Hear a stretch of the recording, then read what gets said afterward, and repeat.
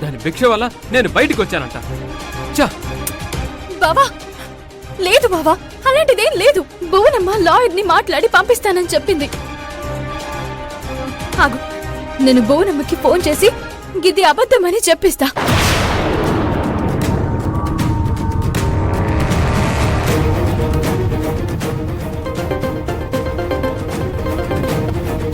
Kaveri, Bhuvanamma, lawyer మాట్లాడానమ్మా. 1 గంటలో ఆయన్ని తీసుకుని నేనొచ్చేస్తాను.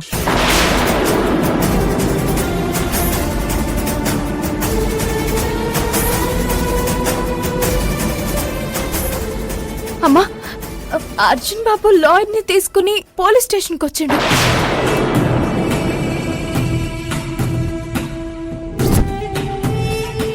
లాయర్ గారు, డాక్టర్ శివ గారికి బెయిల్ పేపర్.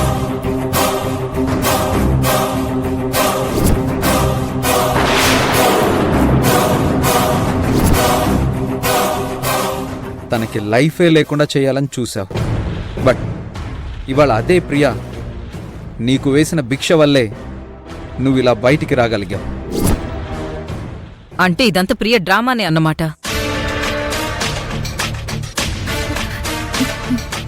ఏంది మీరనేది? అవునమ్మా, నాతో అది శివకి బెయిల్ దొరకకుండా చేస్తానని ఛాలెంజ్ కూడా చేసి తిరిగి తనే బెయిల్ ఇప్పించింది అంటే అది కావాలని అర్జున్నే రంగంలోకి దింపిందనమాట. ఇదంతా ప్రియ శివని మానసికంగా కొంగదీయడానికి చేసింది. నాకు బాగా అర్థం అవుతుంది కావేరి. దాని సంగతి తేల్చకపోతే కుదరదు. చూస్తాను, దాన్ని నేను వదిలిపెట్టను. ఉంటానమ్మా.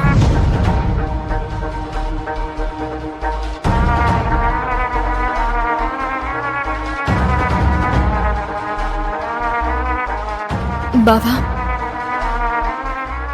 ప్రియనే గీదంతా కావాలని చేసిందంట.